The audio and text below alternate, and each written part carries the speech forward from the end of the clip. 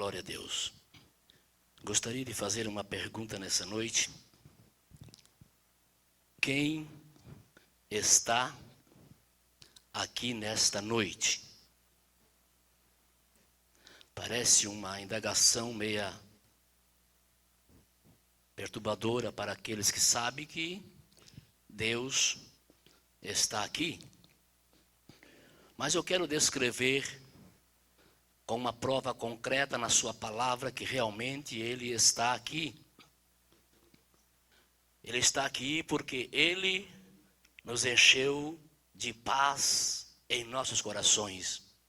São João capítulo 14 e o versículo de número 27, ele disse: deixo-vos a minha paz, e a minha paz eu a vou-la dou. Não vou-la dou como o mundo a dá. E eu ainda acrescento, em São João 16, 33, ele diz: tenho-vos dito isto para que em mim tenhas paz. No mundo tereis aflições, mas tende bom ânimo, disse Jesus, eu venci o mundo. Quantos que estão aqui nesta noite, não estou generalizando, mas que têm pouca confiança nele, mas Davi tinha. No Salmo 125, versículo 1, ele disse que aqueles que confiam no Senhor serão como o monte de Sião, que não se abalam, mas permanece para sempre.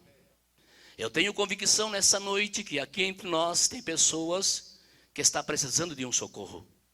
E Davi, então, deixou esta mensagem no Salmo 121, e o versículo 1 que diz: elevo os meus olhos para o monte, de onde virá o meu socorro? Disse ele: vem do Senhor, que fez os céus e a terra. Quantos aqui nesta noite, talvez tenham pecado, como todos nós somos sujeitos a pecar, mas ele tem uma promessa para nós, para que o meu, o teu, o nosso, o vosso adversário não venha nos julgar e nos perturbar dia e noite, dizendo que nós pecamos. Mas o apóstolo João foi enfático no capítulo 1, versículo 7 da primeira carta, quando diz: se nós andarmos na luz, como na luz Deus está, temos comunhão um com os outros, e o sangue de Jesus Cristo, seu Filho, nos purifica de todo o pecado. E se Ele purifica os nossos pecados, então não devemos temer, porque ainda que você caia de joelho em lágrimas, essas lágrimas terão resposta na eternidade. A Bíblia diz em Apocalipse capítulo 21, versículo 4, e naquele dia Deus, não homem, mas Deus, vai enxugar todas as nossas lágrimas. E não haverá mais pranto e nem dor, porque todas as coisas serão passadas. Amém? Eu vos cumprimento com a paz que é em Cristo Jesus. Desde já eu quero parabenizar todas as mamães nesta noite. Hoje eu atravessei a balsa para o outro lado para também abraçar minha mãe. Eu tenho um abraço, ela é bem pequenininha, magrinha, eu coloco no colo, levanto ela, beijo bastante, né? Porque mãe é assim, é aquela que sempre vai estar ao lado do filho. Ele pode ser ladrão, ele pode ser maconheiro, ele pode ser prostituto, ele pode ser o que ele for. A mãe sempre vai estar ao lado dele. Aleluia, porque mãe não precisa dizer o resto. Amém? Glória a Deus. Queridos, aproveitando a oportunidade que todos ainda estão de pé, abra sua Bíblia comigo em Salmos, capítulo 91. Alguns mestres, alguns doutores, alguns teólogos dizem que Salmos não tem capítulo por ser louvor. Mas de Gênesis, Apocalipse, quando foi escrito, também não tinha capítulo e nem versículo. Foi ao passar do tempo que então foram separando para que hoje ficasse mais fácil de nós encontrar. Quem achou o Salmo 91, diga amém. Antes que eu faça a menção,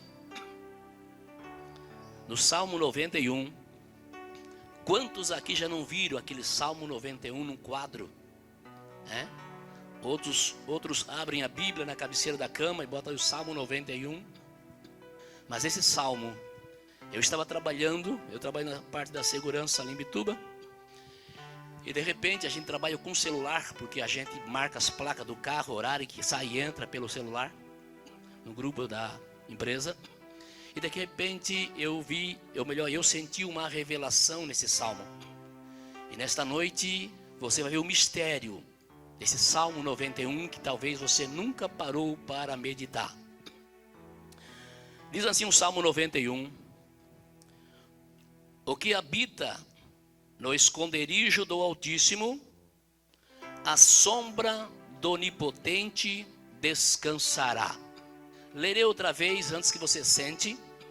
Diz assim: o que habita no esconderijo do Altíssimo, a sombra do Onipotente descansará. Essas duas palavras eu quero que você agora memorize, guarde, para nunca mais esquecer. Esconderijo neste salmo e a palavra sombra. Falarei outra vez: esconderijo e sombra. Toma o vosso assento. Eu quero agradecer a Deus por essa oportunidade. Uma vez mais, recebi o convite do irmão Ney, conjuntamente com seus componentes de missão, e também com a autoridade do pastor desta igreja. E eu louvo a Deus pela vida de cada obreiro aqui nesta noite. Queridos, e eu falei em casa para minha esposa, eu disse, hora que eu fujo para não pregar. Eu já prego 33 anos meu ministério, e tem vezes que eu corro. O pastor me convidou para pregar no sábado passado, o pastor Mengarda, e eu fugi.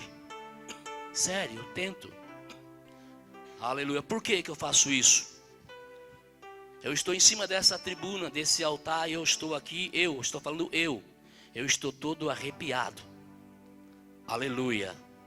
Porque nessa noite a mensagem que Deus incendiou no meu coração, talvez você não vai dar um glória a Deus, talvez você não vai dar um aleluia, mas eu não estou preocupado se você vai glorificar.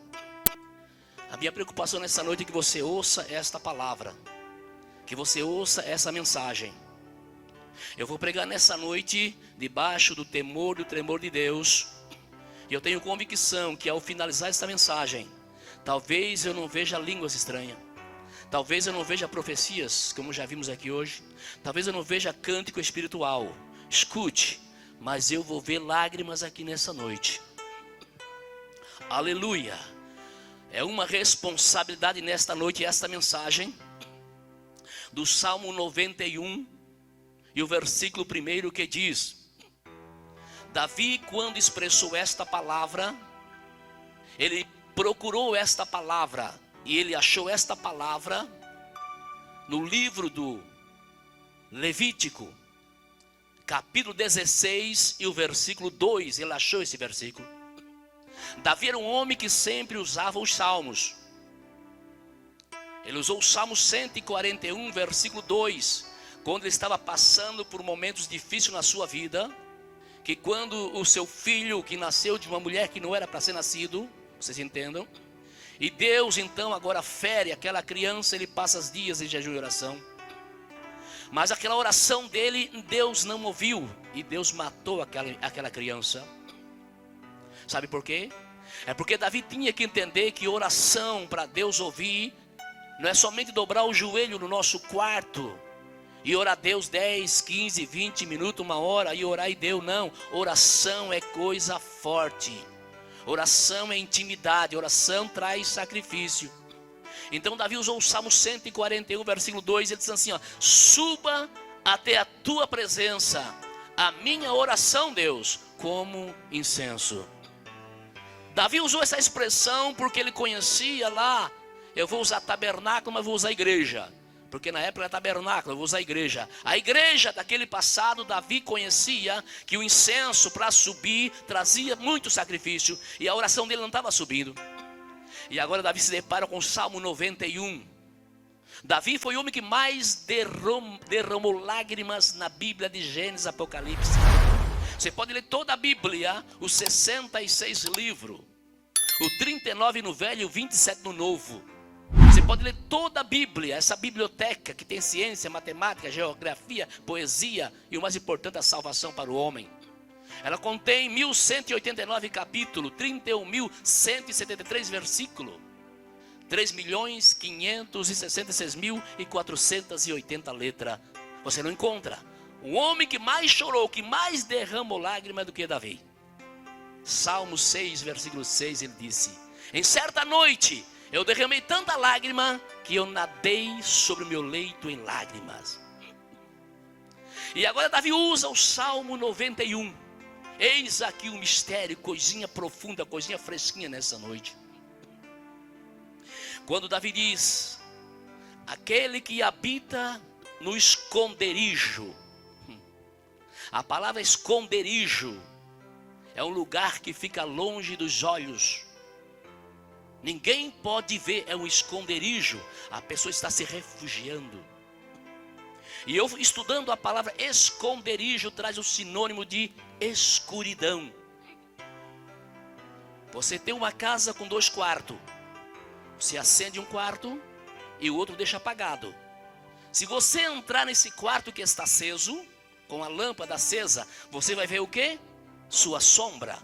Lembra que eu falei esconderijo e sombra.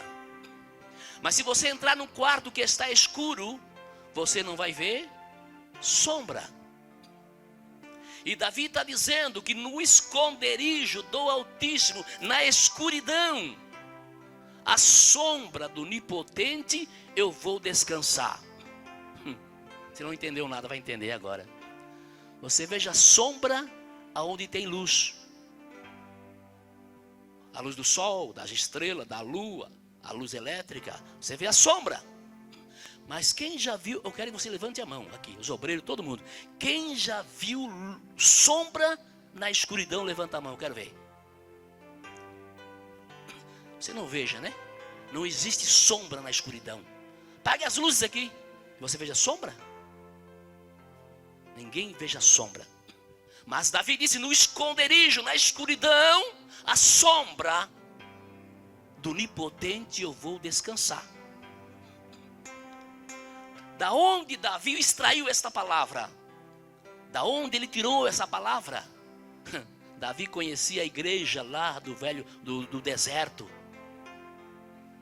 A Bíblia diz, no livro de Levítico, capítulo 16, e o versículo 2, diz que lá no lugar santíssimo, no santo dos santos, onde estava a arca, a tampa, o propiciatório, tinha 2 querubins, um virado para o outro. Ali estava a nuvem vinha sobre aqueles querubins, mas estava escuro ali, porque tinha um véu que dividia o santo do santíssimo, e esse véu, ele tinha de 10 a 12 centímetros de espessura, era grosso, não tinha como passar a luz do castiçal para dentro do santo dos santos, era escuro.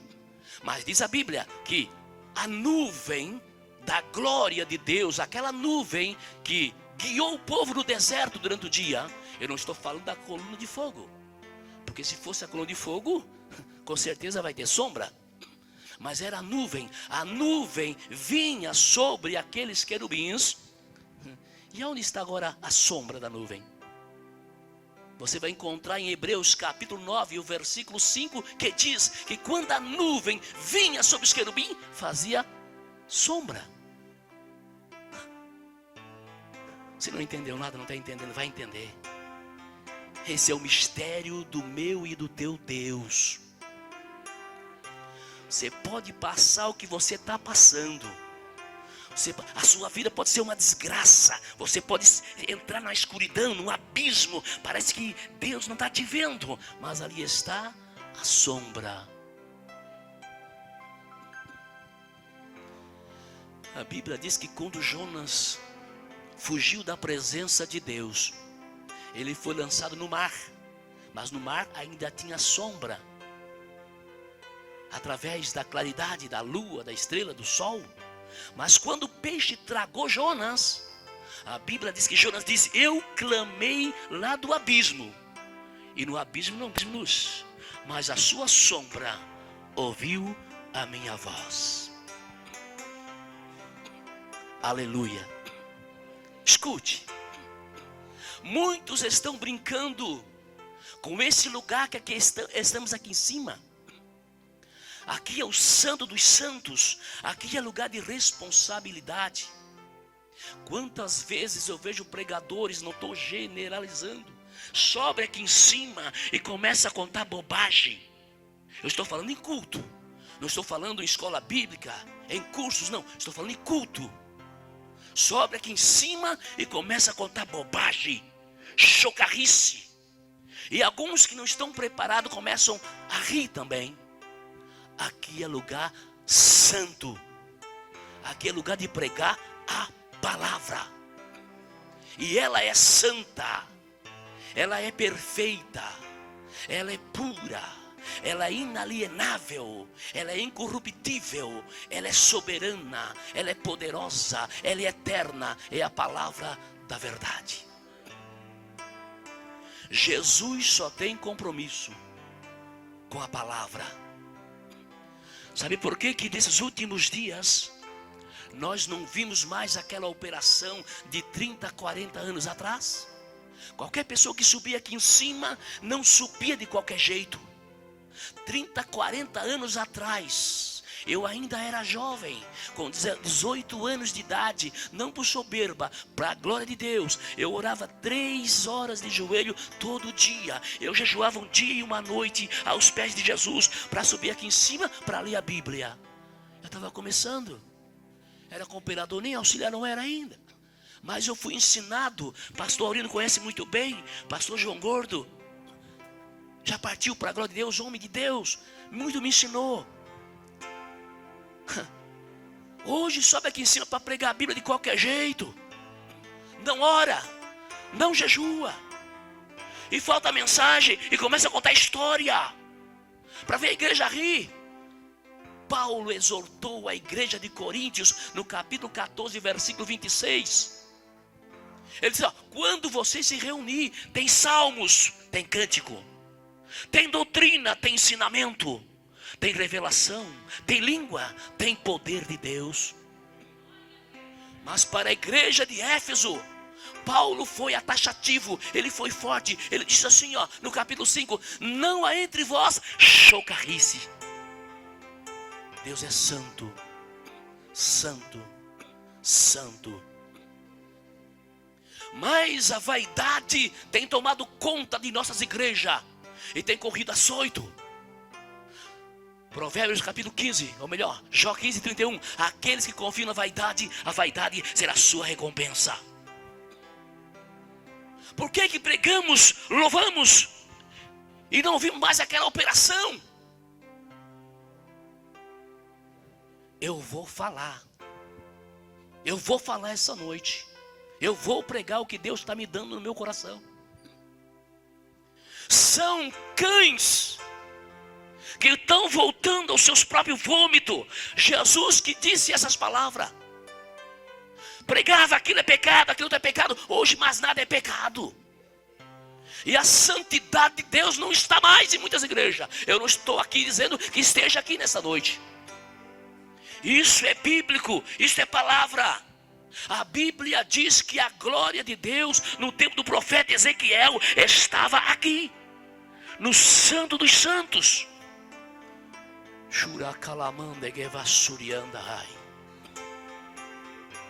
Eu lembro que quando os pastores subiam aqui no altar, os obreiros, quando eles davam glória a Deus, um aleluia, diziam, Jesus é bom, incendiava, levantava a mão, adorava, profetizava.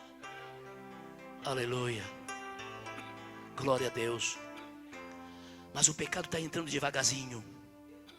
E ele não começa por aí não, ele começa aqui por cima. Porque se começar por aí não vai acontecer nada. Começa por aqui. Porque se aqui estiver despreparado, jamais sairá a unção daqui. O altar tem que estar preparado. É muita responsabilidade. Muitos estão brincando com o altar, com esse lugar santíssimo. A Bíblia diz que os dois filhos de Arão brincaram, Nadab e Abiú, brincaram com esse lugar.